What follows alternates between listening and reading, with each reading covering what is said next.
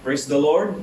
Purihin po ang ating Panginoon for another worship service na ating ginagawa ngayon. It's a Sunday morning and a great opportunity to be together once more, mga kapatid, sa ating online worship service. And today, my message is entitled, For a Time Like This. Mga kapatid, handa na po ba kayo para sa isang mensahe na hindi po isang chapter, hindi isang verse, kundi isang libro? Ayan. Ang pag-aaralan po natin ngayon ay ang Book of Esther. I would like for you to imagine yourself. No? Ilagay niyo po yung inyong mga sarili. Okay? Sa pagkakataong ito. Imagine that you are an orphan. Wala kang mga magulang. Tatay, nanay. And you are being raised by a cousin, no? Isang pinsan, and you are alone in a place that is foreign to you. Okay, nasa ibang bansa ka, and always wondering, and you always niisip mo, saan ka ba talaga nagmula? You're confused. And then suddenly, you are forced into a marriage. Sa isang kasalan. Right? And ikaw ay ikakasal sa isang lalaki na hindi mo naman mahal. And ikaw ay malalagay, magkakaroon ka ng isang katungkulan na hindi mo naman hinangad o pinangarap. And you will remain. Okay? And ikaw ay pinili, no, ng isang tao, isang hari, pero ayaw mo naman. This is the life of Queen Esther. Ayan. Maring sa ganung kalagayan, maring makaramdam siya ng pagkaawa sa kanyang sarili. Inisip niya na this is unfair. And she was born without parents, or kasi namatay na yung mga magulang niya. And all of her suffering. And she was forced into a role that could easily rob her of her dignity and her faith. She could have given up. She could have sunk into despair, but instead, Queen Esther became a hero. She kept her faith and her dignity. She refused to give up even when everything seemed lost. She took her tragic story and used it to transform her life and a country. Yan, napagandang kwento po mga kapatid. Isang antabayan po natin. No? Papakinggan natin at alamin natin anong nangyari. So, ang kwento ni Esther, kailan po ba ito nangyari? Ito po ay nangyari noong mga panahon na kung saan sila po ay nasako. Okay? Una ng mga Assyrian, yung Israel, yung Northern Kingdom, and then sinakop ng Babylon ang Southern Kingdom, ang Judah. And then si King Cyrus of Persia ay inalaw na, no, pinayagan ng makabalik ang itong mga after 70 years, no. After some time, pinayagan na sila ni King Cyrus na makabalik doon sa Jerusalem. At pinangunahan niya ni si Zerubbabel, si Nehemiah, si Ezra. And sa pagbalik po na yon, no, may mga naiwan sa Persia. ito na nga po, no, si Queen Esther. May mga naiwan pa ron. Maaring kaya sila nagpaiwan kasi yung Jerusalem, ito po ay meron pang civil war, okay, magulo pa. Maaring siguro inisip nila na mas mabuti pa na mag-stay muna sila doon sa Persia. And the author of this book is unknown. Pero maraming mga nagsasabi na maaring ito po ay si Mordecai. Wala po tayong mapagbabasihan kung siya po talaga, pero yun lamang po yung kanilang opinion. Now, the outline, no, bibigyan ko sa inyo yung outline natin sa Book of Esther. Unang-una po dyan yung the transition. Pangalawa, yung throne. Number 3, yung threat. And then number 4, yung triumph. Okay? So, tingnan na po natin. The transition. Simulan po natin sa chapter 1, verse 1. Ito po ang sabi po, no? This is what happened during the time of Xerxes. Okay? Xerxes. The Xerxes who ruled over 127 provinces stretching from India to Kush. So napakalawak po ng kanyang kaharian. Napakarami, no, ng kanyang nasakupan. Si King Xerxes, okay, kilala rin siya sa pangalang Ahasuerus. Yan, no? Yung Ahasuerus, yan po yung kanyang Persian name, at yung Xerxes, yan naman po yung kanyang Greek name. He reigned his kingdom for 21 years. So matagal-tagal din po siyang naghari. Now, in the 3rd year of his reign, okay, he gave a banquet for all his nobles and officials, the military leaders of Persia and Media, the princes and the nobles of the provinces were present. Napakaraming tao. Okay, mayroong isang piging, mayroong isang handaan, maraming pagkain, maraming inumin. For a full 180 days. Okay, 180 days, yan po ay 6 months. So napakatagal na handaan, ano po? Okay lang ka umattend ng isang pagtitipon, ng isang kainan, tumagal ng 6 na buwan. Napakayaman itong si King Xerxes. He displayed the vast wealth of his kingdom and the splendor and glory of his majesty. Pinagyayabang niya ang kanyang kayamanan, ang kanyang kaharian. When these days were over, nung matapos na yung 180 days, siguro parang gutom pa siya o hindi pa siya nasisihan, nagkaroon pa ng extension na 7 araw.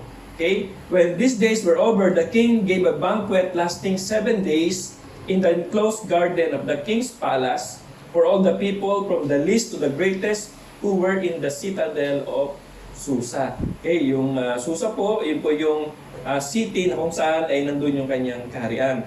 Ito po yung sentro ng kanyang ng Persia, no? Nandito po siya nakatira. Now,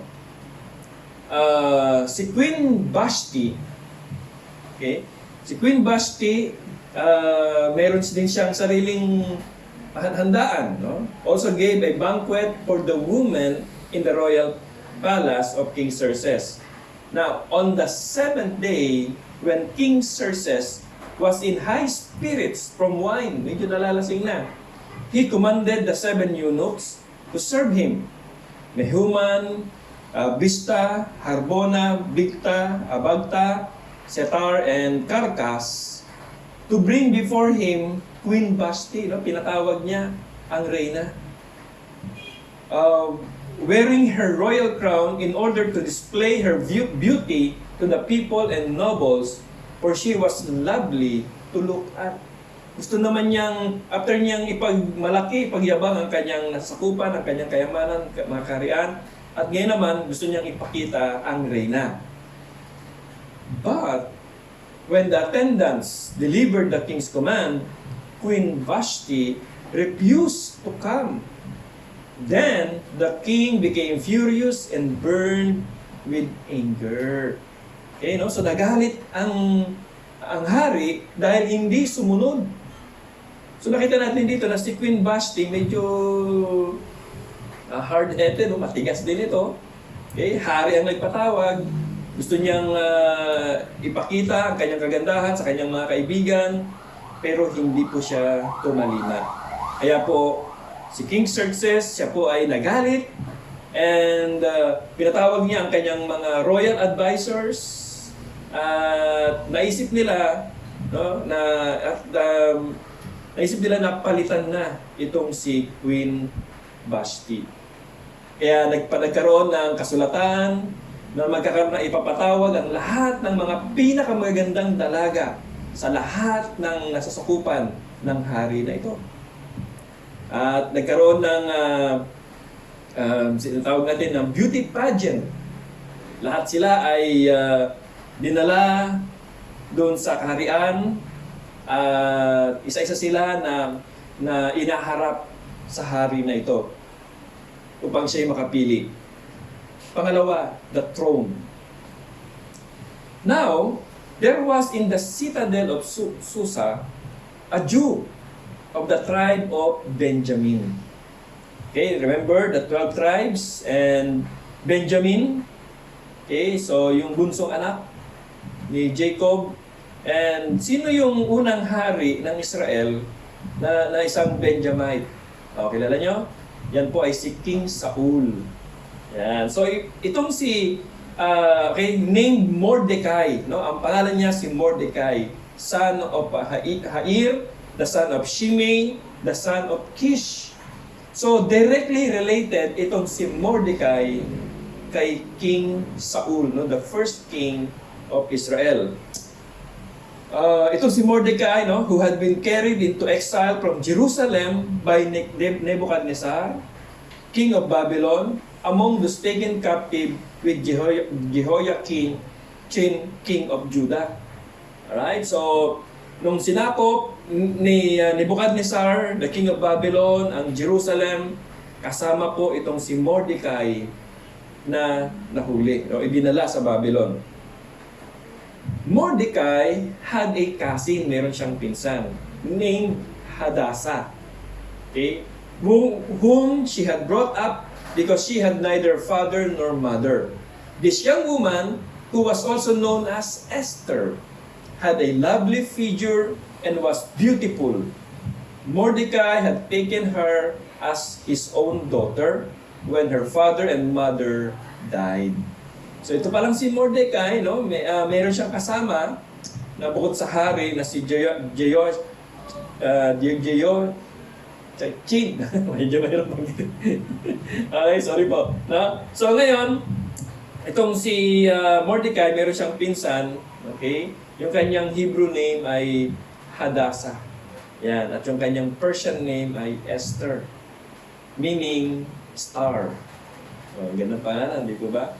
Ang description po sa kanya, a young woman who was also known, she had a lovely figure and was beautiful. So, dahil wala na siyang mga magulang, itong si Esther, si Mordecai na ang nag-alaga sa kanya, tumayong bilang kanyang mga magulang. So, meron niyang process before yung itong mga babae na ito ay dadalhin sa hari upang tignan ng hari at titignan niya kung sino yung papasa para maging reyna niya. Okay? May mga proseso pa, pinapaganda sila, lalo silang binibigyan ng pabango. Okay? Now, when the turn came for Esther to go to the king, no, si Esther na, napakaraming babae niyan, nakapila sila. Now, when the time for Esther to go to the king, she asked for nothing other than what Hegai, no? Si Hegai, siya po yung nakapag-alaga, siya yung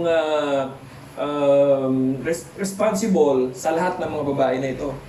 No? Pilahan na silang maganda na, pinapaganda pa, no? Lahat, no? Yung kanilang mga this Hegai, no? He sees to it na talagang presentable at maganda ang mga babae. Okay? Siya yung eunuch no, na in charge dun sa harem. No? Yung harem, isa sa itong palasyo na lahat ng mga babae ay nandoon. And, no, humarap na si Esther sa hari. Ito pong sabi ng Bible. And Esther won the favor of everyone who saw her. Paglabas ni Esther, maraming magandang babae, no? Oh, lahat sila. Okay, kumbaga, hindi ka pwedeng pumunta doon. Oh, imagine nyo, Miss Universe, di ba? Oh. Di ba? Pero nung lumabas na si Esther at nakita siya ng lahat, sabi ng Bible, Esther won the favor of everyone who saw her. What make Esther to be different? Kumbaga, kakaiba sa, siguro yung kanyang tayo, no? Buhok ba, katawan, mukha, hindi natin alam. Pero lahat sila namangha, lahat sila napatingin. Okay? There were so many beautiful women. Araw-araw nakikita mo ito yung mga maganda nito. Pero nung makita nila si Esther, everyone was, no? Siguro napangangay yung mga bibig nila. Sino ito, di ba? So, now, ito na. So, lahat ng tao nakakita sa kanya, na-attract sa kanya. Now, the king, no, yung hari na mismo. Kasi yung hari ang magdidesisyon eh. Now, the king was attracted to Esther more than to any of the other women, and she won his favor and approval more than any of the other virgins.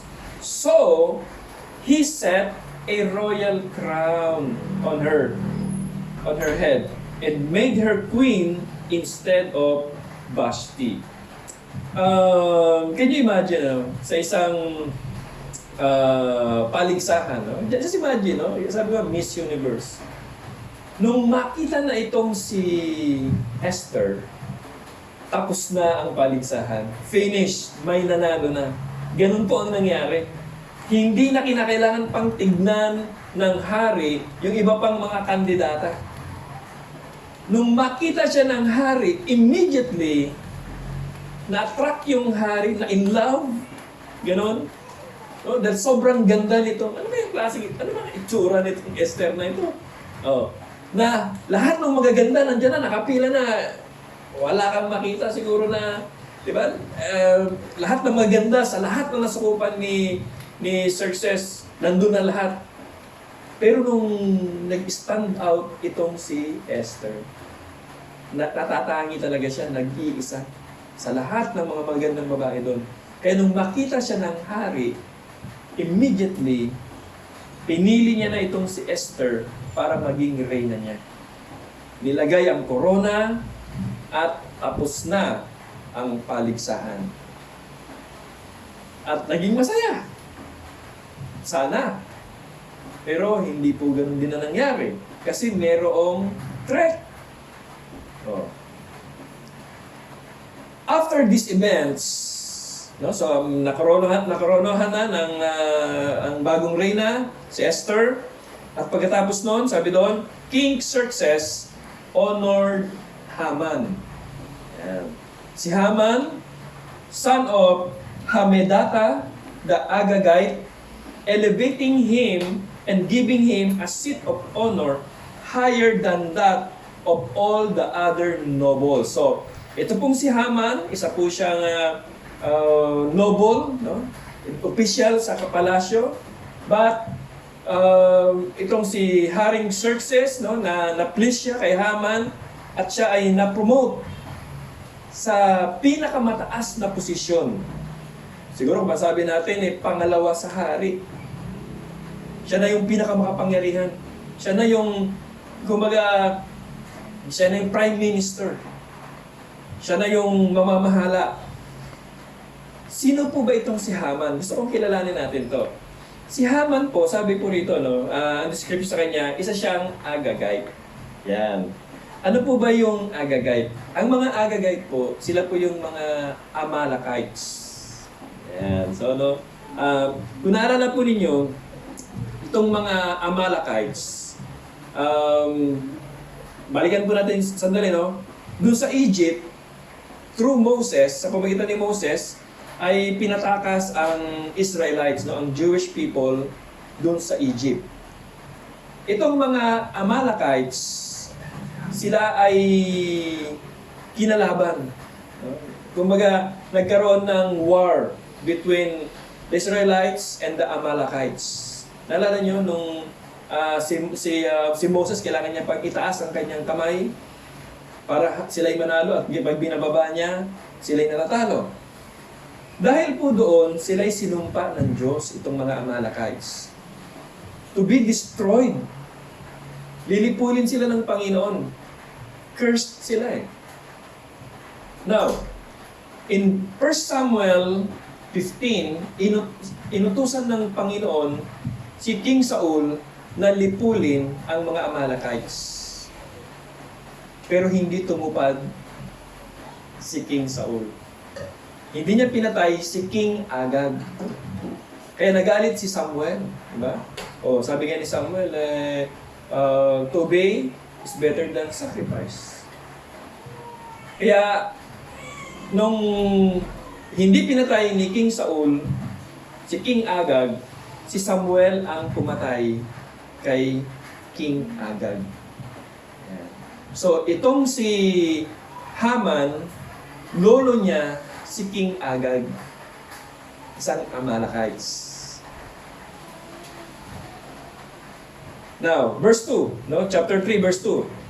All the royal officials at the king's gate knelt down. So, lahat po ng mga opisyal, lahat po ng mga dignitaries ng palasyo, nasa gate po sila.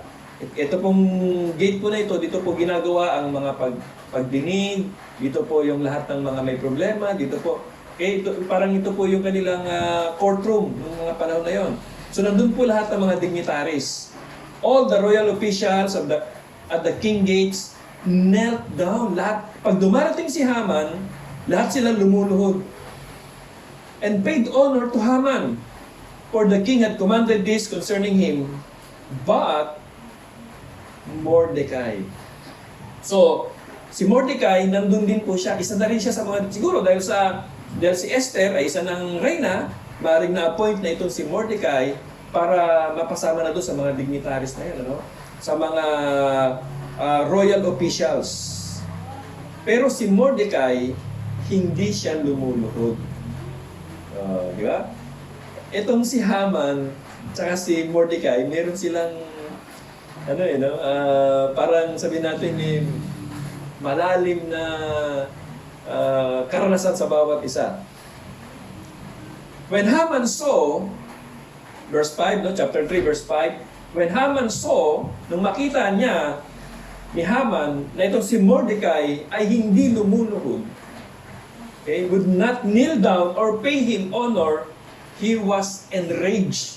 Galit na galit itong si Haman. In verse 6, yet having learned who Mordecai's people were, nalaman niya, inalam niya kung sino ba itong si Mordecai. Sabi rito, he scorned the idea of killing only Mordecai. Ang gusto ni Haman ito. Instead, Haman looked for a way to destroy all Mordecai's people. Lahat ng mga Hudyo. The Jews throughout the whole kingdom of Xerxes. Pinaplano ni Haman na gumanti. Ano po? Gantihan si Mordecai, hindi lamang si Mordecai, kundi lahat ng mga Hudyo. Gusto niyang ipapatay sila lahat. Ang tawag po dyan, genocide. Lilipulin mo ang isang lahi. Ganun po ang nais niya, binaplano niya. Now, pumipili siya ngayon ng kung kailan niya ipapatupad ang kanyang plano na ito. Pipili siya ng buwan at araw kung kailan gagawin ang kanyang plano. At may napili na sila. In the 12th year of King Xerxes, in the first month, the month of Nisan. Right. The poor, o yung nag-cast lot, was cast in the presence of Haman to select a day and month And the lot fell on the 12th month, the month of Adar. Okay? Nisan was the first month, and then the month of Adar is the 12th month. So, merong isang taon. Napakatagal naman po, ano? Okay? Pero, yun yung napili nila eh.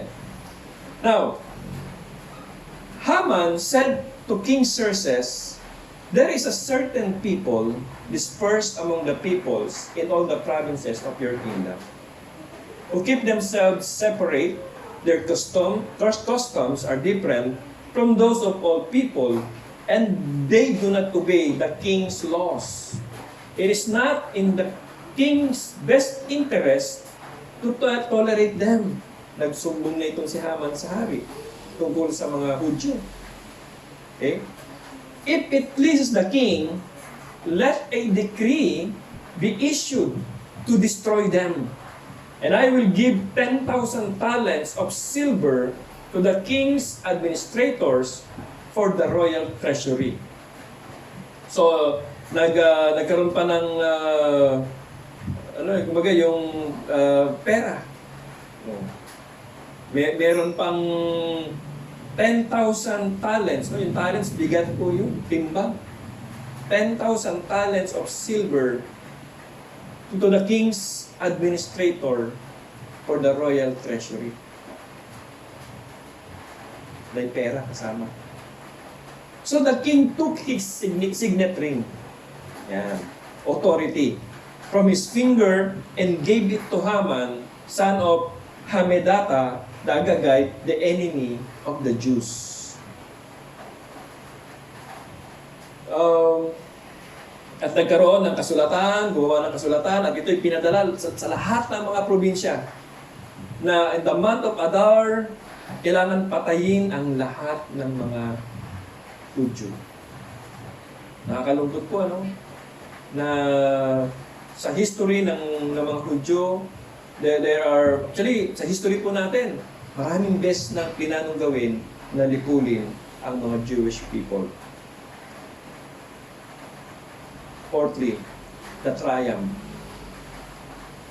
In chapter 4, verse 1, Esther, when Mordecai learned of all that had been done, he tore his clothes.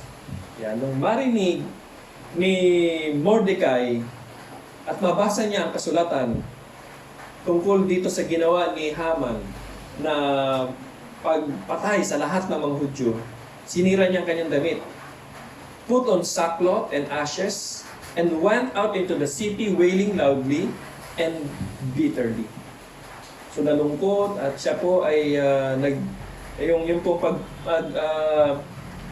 pagdadamit ng sako, yan po ay tanda ng matinding kalungkutan. So napansin po ito ni Esther at inalam niya kung ano ba ang nangyayari. What is the problem? Bakit nagkaganito ang kanyang tito? O parang tinuro niya ng ama na nag-alaga sa kanya. Si Hatak, assistant ni Esther, went out to Mordecai in the open square of the city in front of the king's gate. Mordecai told him everything that had happened to him, including the exact amount of money Haman had promised to pay into the royal treasury for the destruction of the Jews.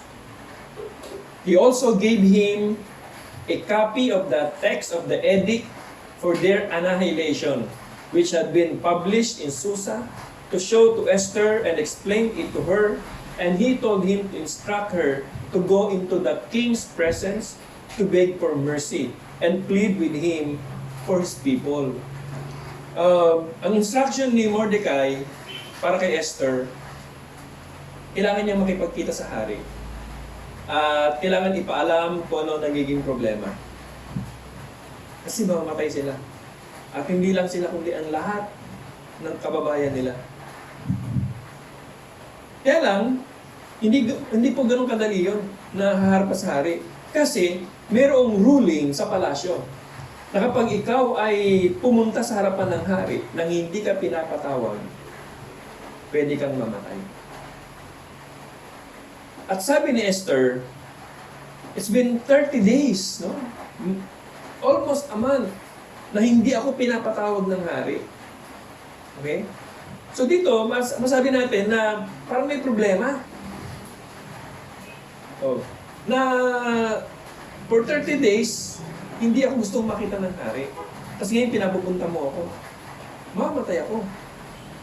Pero ang sabi ni Mordecai kay Esther, sabi niya, in chapter 4, verse 14, "For if you remain silent at this time, relief and deliverance for the Jews will arise from another place.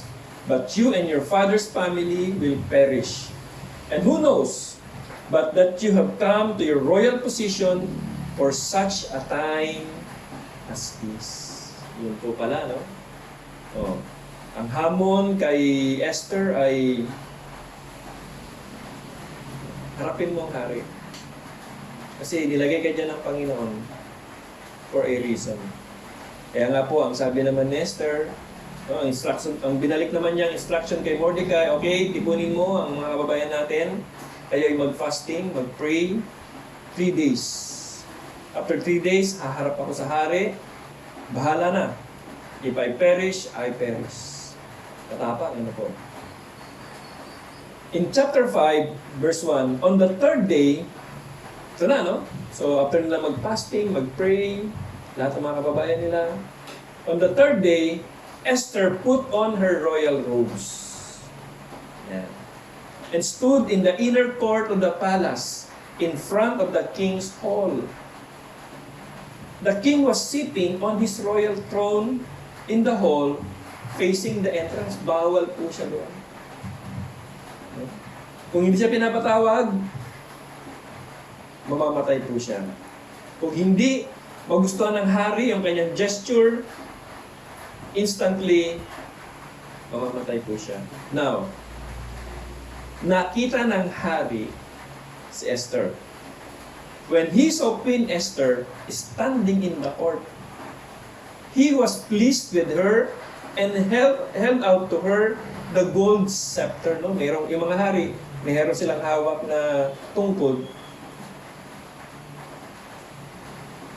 And he held out to her the gold scepter that was in his hand. Tinuro si Esther. So Esther approached and touched the tip of the scepter. Kaya tinanong siya ng hari, ano ang iyong kahilingan? So, na-spare. Hindi namatay si Esther kasi itinuro siya ng golden scepter. So, yun lang ang tanging paraan para hindi ka mamatay. Ang ituro ka ng hari at lapitan mo siya at mahawakan mo yung scepter na yun. At tinanong siya ng mahal na hari, ano ang iyong kahilingan? At sabi ng hari, even half of the kingdom will be given to you. Kahit kalahati, hilingin mo. Kahit ano. Parang sinasabi ng hari, ibibigay ko sa iyo ano man ang iyong naisin. Kasi sobrang na-pleased ang hari dito kay Esther. Pero ang kahilingan ng reyna ay ito lamang po. Okay? She invited the king and Haman to a banquet na handa ng reyna. And sa araw na yon, pinatawag si Haman, madali, at sila ay nagpunta doon sa reyna, sa bahay ng reyna, at sila ay nagkaroon ng masayang salo-salo. At habang sila ay nagkainan, tinanong siya ng mahal na hari, pangalawang beses, what is your request? At pangalawang beses niya rin sinabi na kung ano man ang iyong kahilingan, ano man ang iyong nais, ibibigay ko sa iyo, even half of the kingdom. So, yan lang, itong si Queen Esther, okay, hindi niya pa rin binanggit ang kanyang kahilingan. So, bakit kaya? Hindi natin alam, ano? Maaari siguro yung timing. Ano kaya, no? So, dito nakikita ko, itong si Esther, she's very sensitive. No? Meron siyang discerning spirit.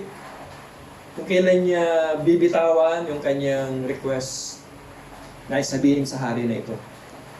So instead, nasabihin niya, ang sinabi ng reyna, if you're pleased, sabi niya, kung ikaw ay nalulugod sa akin, Nais kong muling imbitahan kayo bukas. Ikaw at si Haman. So, meron ulit invitation. Kinabukasan. Kaya itong si Haman, umuwi siya ng masayang masakit. Nakita niyo, no? Na itong si Haman, siya po ay masyadong self-centered, no? Lagi niyang gusto siya ay nagpi-please. At one way para mangyari ito is, pili mo, no? Siya lang ang bisita. Kasama niyang kumain ang hari at ang reyna. Kaya itong si Haman, sobrang yung pride niya, tatlong tumataas, at talagang masayang-masaya siya sa nangyari na yon. Kaya lang, pagdaan niya sa gate, nakita na naman niya si Mordecai. At hindi na naman nag-pay ng honor sa kanya. Kaya galit na galit siya. Kaya pag uwi niya ng bahay, okay, so bagamat masaya siya, kaya lang, ang problema itong si Mordecai. Kaya ang advice sa kanya ng kanyang mga kaibigan at ng kanyang asawa ay magpagawa ng bitayan. Okay? 75 feet high. At natuwa si Haman sa request na ito, kaya dali-dali nagpagawa po siya ng bitayan na 75 feet high. Napakataas po niya. Okay? At plano niya na itong si Mordecai, doon niya bibitayin. And then, chapter 6, ano? Nung gabi na yon, so after nila magkaroon ng banquet, kinabukasan, may banquet na naman, no? Imbitasyon ng mahal na reyna. So, that night, nung gabi na yon, yung pagitan ng banquet, the king could not sleep, no? Hindi makatulog ang mahal na hari. So, no, may gumugulo sa kanya, meron sa kanyang, meron siyang nagugulumihanan siya. So he ordered the book, no? Nagpatawag siya ng isang tao na namamahala sa mga libro. Okay? Ito yung libro na kung saan dito naka-record lahat ng mga kaganapan sa palasyo. So he ordered the book of the Chronicles, the record of his reign, to be brought in and read to him. So maraming mga libro ito, ha? So anong pipiliin mo doon? So tamang-tama yung nakuha na libro, ang naka-record doon, si Mordecai. It was found, recorded there, that Mordecai had exposed Bigthana and Teresh, two of the king's officers who guarded the doorway, who had conspired to assassinate King Xerxes. Merong dalawang opisyal, si King Xerxes, si Bigthana at saka si Teresh, na nagplanong patayin ang hari. At ito'y narinig ni Mordecai. Nalaman niya ito. Okay? Record ito, ha. At sinabi niya ito kay Esther, at si Esther naman ay sinabi sa hari na imbestigahan, nalamang totoo, at nabitay ang dalawang ito. Naka-record ito. Sabi ng hari, na bigyan ba ng pabuya si Mordecai? Wala po. Wala pong nabigay na pabuya sa kanya. Tamang-tama, itong si Haman ay nandun sa court. Right? Nandun sa palasyo. Sining nandyan? Tinanong ng hari. Si Haman po. At pinapasok niya si Haman. Ang tanong ng hari kay Haman, Haman, anong dapat kong gawin sa isang tao na aking kinalulugdan? Naisip ni Haman, meron pa bang ibang taong kinalulugdan ng hari? Wala na, kundi ako lang. Kaya sinuggest ni Haman sa mahal na hari, okay, para sa taong kinalulugdan mo, pasuotin siya ng royal robe, pasakayin sa karwahin ng mahal na hari. Okay? At habang may isang tao, no, isang royalty, isang dignitary na sumisigaw. Ito ang ginagawa sa taong kinalulugdan ng mahal na hari. At iikot sila sa buong bayan. Biglang sabi ng hari kay Haman, sige, gawin mo yan kay Mordecai. Alam niyo po, maaaring nakakatuwang istorya, pero itong galit na si Haman kay Mordecai, parang nagagatungan patuloy. Kaya nga po, nung matapos na gawin yun ni Haman kay Mordecai, sinutan niya si Mordecai ng royal robe, sinakay sa karwahe ng hari, at siya yung sumisigaw. Okay? Ito ang taong kinalulugdan ng mahal na hari. Kaya nung matapos po yun, umuwi si Haman, okay? Mordecai returned to King's Gate. So parang para kay Mordecai, okay, yung pangyari na yun is no big deal. Parang kumbaga, maribigyan siya ng reward o hindi sa kanyang ginawa, okay lang kay Mordecai. Pero itong si Haman, sabi ng Bible, chapter 6 verse 12, but Haman rushed home, dali-daling umuwi, with his head covered. Tinakpan niya ang kanyang mukha. Kasi nahiya siya eh.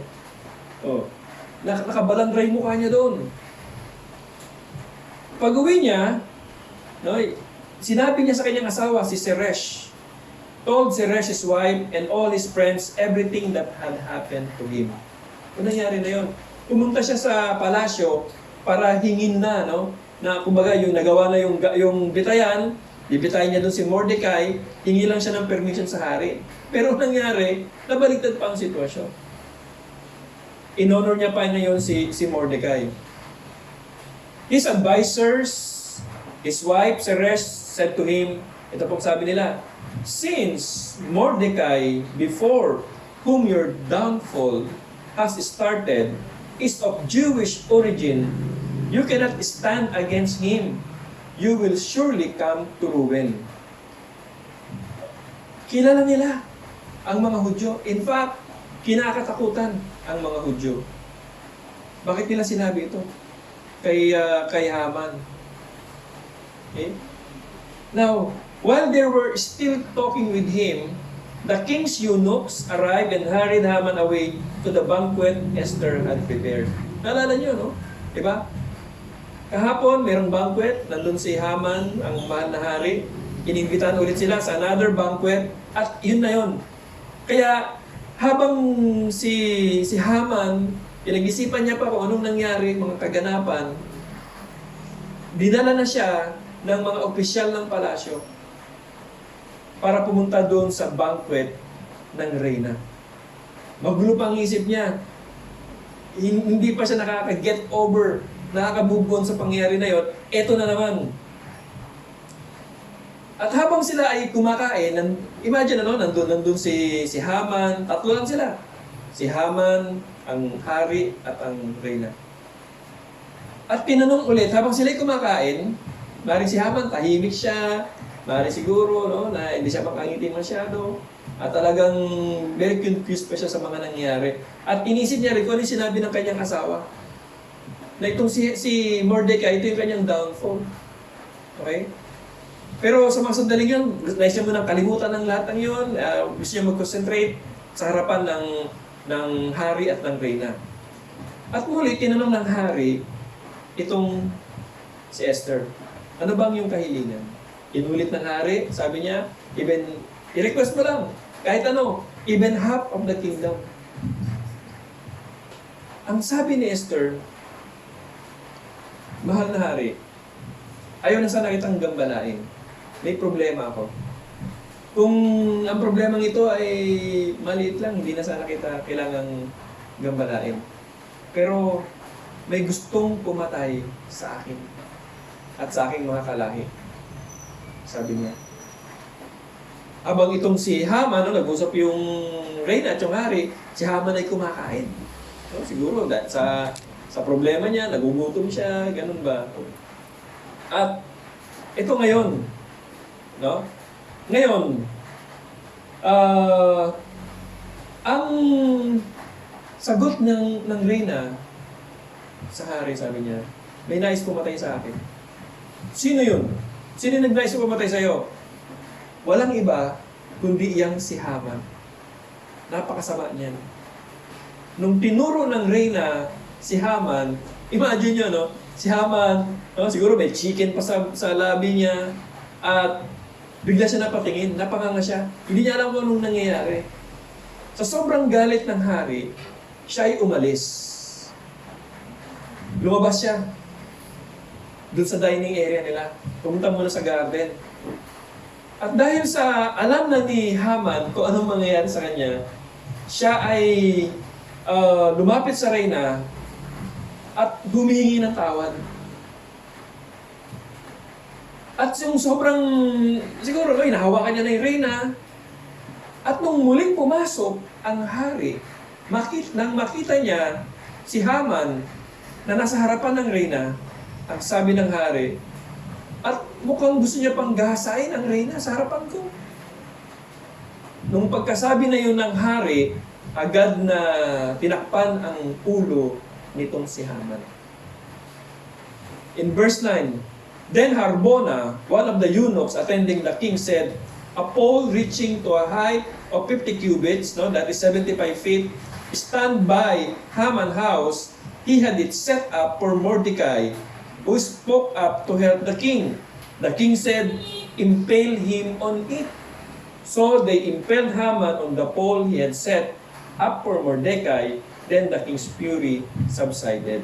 So yung ginawang bitayan nitong si Haman, siya ang nabitay doon. The triumph. Nagtagumpay po si Mordecai at si Esther. Now, in chapter 8, okay, lahat ng kayamanan nitong si Haman ay ibinigay kay Esther, at si Esther naman ay ginawa na si Mordecai tagapamahala ng mga kayamanan na ito at gumawa ng law. Okay? Itong si Haring Xerxes upang ang lahat ng mga Hudyo sa lahat ng kanyang nasakupan will be able to protect themselves sa lahat ng nagnanais na pumatay sa kanila, pwede silang lumaban. In chapter 9, ito yung sineselebrate, no? Naging celebration ito sa Jewish calendar na in the month of Adar, yung Feast of Pur. Okay? Na kung saan sila po ay nagkakaroon ng joyous feasting, giving presents to each other. And then in chapter 10, si Mordecai po yung pumalit kay Haman sa posisyon. He became the second in rank to King Xerxes. I'll give you 3 lessons sa buhay po na ito ni Esther. No po? Number 1, calling. Number 2, courage. Number 3, commitment. Calling. God has a plan, no matter what. Ngayon, COVID time. Okay? Ngayon, tayo po ay nakastambay sa bahay.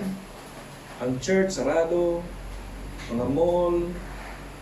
Okay? Sometimes, God put us in a situation, sometimes difficult, minsan dangerous, like what happened to Esther. Mga circumstansya na ito. Ako, itong COVID na ito, sa tingin ko, ang Panginoon, meron siyang nice sabihin sa atin. May panawagan siya. God is calling us. Walang aksidente. Ang calling na ito is live your life. Okay? Something that is greater than yourself. Huwag tayong makontento. So kung anong meron tayo, anong ginagawa natin, anong para sa Panginoon, kailangan makita natin saan tayo tinatawag ng Panginoon. Especially this moment, this time. Pangalawa, courage. We are given divine moments. Ito, divine moments po ito. Mga circumstances. At pag ito dumating sa buhay mo, kailangan mag-obey ka. Because God demands obedience. Like Esther, kailangan maging willing din tayo na mag-sacrifice to obey God. Ano ba yung mga kailangan natin isakripisyo for us to be able to obey the Lord? But courage doesn't mean, okay, that we always feel strong and courageous. Courage means that we persist even when we are exhausted and afraid. Si Esther, takot siya eh. Pero, natutunan niya paano tumayo to become responsible. And pangatlo, commitment. Ang ginawa nila, Mordecai at Esther, nag-pray sila. Ano po? Alam nyo, marami tayong testimony about prayer. How God answered prayer. Alam natin, sumasagot ang Panginoon sa panalangin. Pero ilan lang sa atin ang nag-pray? Sa totoo lang. Okay? Fasting and prayer brings clarity and hope. To pray, to read your Bible. Alam nyo, after COVID, after ng COVID na ito, baka mabigat ka na. Dadagdagan ang timbang mo kasi kain ka ng kain. Baka meron ka ng insomnia. Bakit? Kasi puyat ka ng puyat.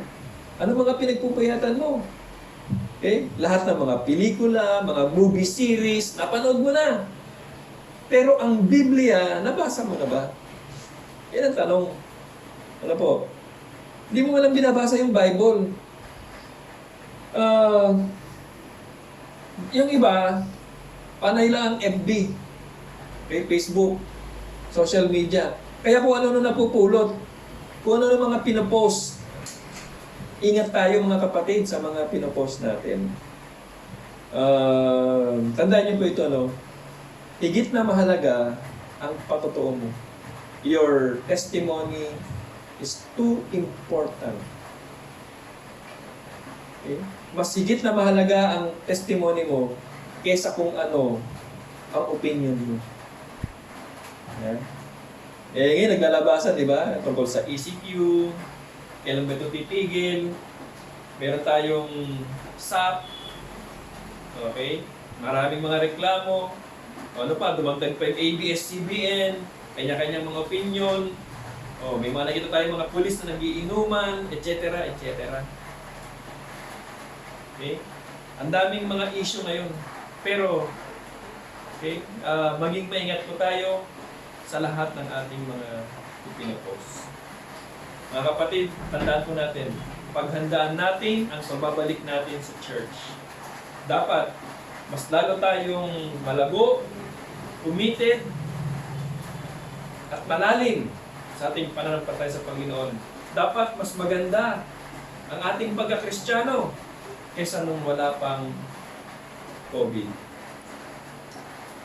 When events seemed out of control for Esther and Mordecai, when the king ordered the ruin for their people because of Haman, when evil was poised to triumph, God was at work. Amen? He worked through their dark days. The message is clear. God is sovereign even when life doesn't make sense. Life can be hard, difficult times happen, and pain cannot be avoided. When life doesn't make sense, turn to God. Not away from God. May this lesson of Esther encourage all of us that God is always present in our lives. Happy Sunday and God bless us. Let me pray. Lord, maraming salamat po, Ama. Dinadakila ka namin sa oras na ito. Napakabuti mo, Panginoon, sa buhay po ni Esther at ni Mordecai at ganun din po naman sa buhay po naming lahat. Maraming salamat po, Panginoon, na sa mga panahon na kagaya nito, we can always trust you. We can stay committed, courageous, Lord, because you have calling. Meron kang panawagan para sa aming lahat, Panginoon. Kaya Lord, I pray that your will be done in our lives, even in this crisis. Thank you so much, Lord. In Jesus' name we pray. Amen.